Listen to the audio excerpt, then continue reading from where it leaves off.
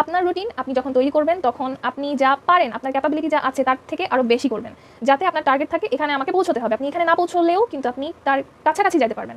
তাহলে হবে কি, আপনি যদি 30 দিনের টার্গেট নেন, আপনি 30 দিনে শেষ না করতে পারলেও আপনি কিন্তু 40 দিনে শেষ করে ফেলতে পারবেন।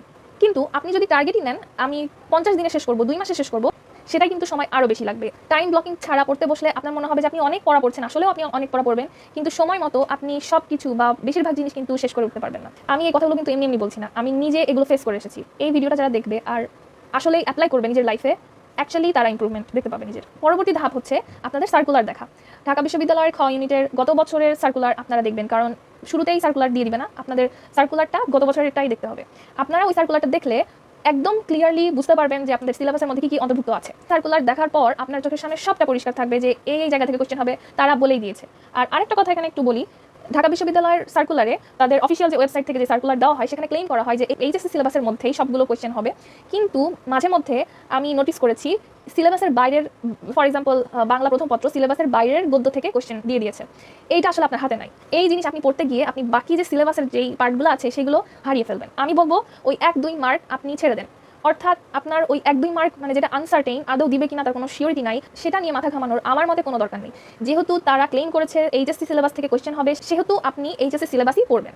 এখন তারা যদি এইচএসসি সিলেবাসের বাইরে গিয়ে কোয়েশ্চেন করে সেটা তাদের রেসপন্সিবিলিটি, আপনার না। আপনি আপনার জায়গা থেকে 100% দিয়ে এইচএসসি সিলেবাসের ভেতরে সব কিছু কমপ্লিট করে যাবেন। এরপর আসি, যারা এইচএসসি পরীক্ষা এখনো দেননি, এই অবস্থায় যদি ভিডিও দেখে থাকেন, আপনারা অবশ্যই আগে এইচএসসি সিলেবাসে ফোকাস করেন, অ্যাডমিশনে না। আপনার প্রথম কাজ এইচএসসির রেজাল্ট ভালো করা।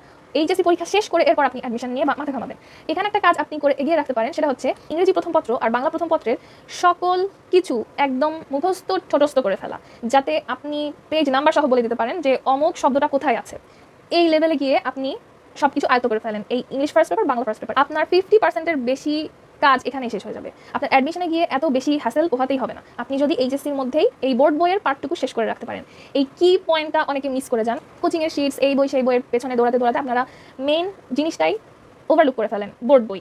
ঢাকা বিশ্ববিদ্যালয়ে চান্স পাওয়ার সবচেয়ে মূল চাবিকাঠি যদি আমি বলি, সেটা হচ্ছে বোর্ড বই। তারা বোর্ড বইয়ে অনেক ফোকাস করে, এমন এমন প্রশ্ন দিয়ে দেবে আপনার মনে হবে যে এটা তো সিলেবাসের বাইরে থেকে এসেছে, কিন্তু অ্যাকচুয়ালি সেটা বোর্ড বইয়ের মধ্যে থেকে এসেছে। এখন আসি আপনি পড়বেন কি কি, আমি এই লিস্টটা এখন দিয়ে দিব, যদিও এটা আপনার উচিত নিজে নিজে বের করা। আমি যেটা বলবো তার বাইরেও কিন্তু কিছু থাকতে পারে, আবার এগুলোর সব কিছু নাও লাগতে পারে। আপনার কাছে যদি মনে হয় যে এটা তো আপু বলছে, এটা না পড়লেও হবে, এটা থেকে আসে না কোয়েশ্চেন, আপনি স্কিপ করে যাবেন। আমার কাছে যেটা মনে হয়, আমি আমার আচ্ছা এই যে লিস্টটা বা এই টপিকের লিস্টটা ইউজুয়ালি আমার প্রাইভেট স্টুডেন্টদেরকে আমি দিয়ে থাকি। এই বছর আমার একটা স্টুডেন্ট আছে যাকে আমাকে পড়াতে হবে, এর বাইরে আমি হয়তো অন্যান্য বছরগুলোর মতো সেভাবে সময় বের করে উঠতে পারবো না। আমার ইংলিশ একটা কোর্স আসতে পারে, আপনারা আমাকে ইনবক্সে টেক্সট করবেন, আমার ফেসবুক পেজ লিঙ্ক আমি দিয়ে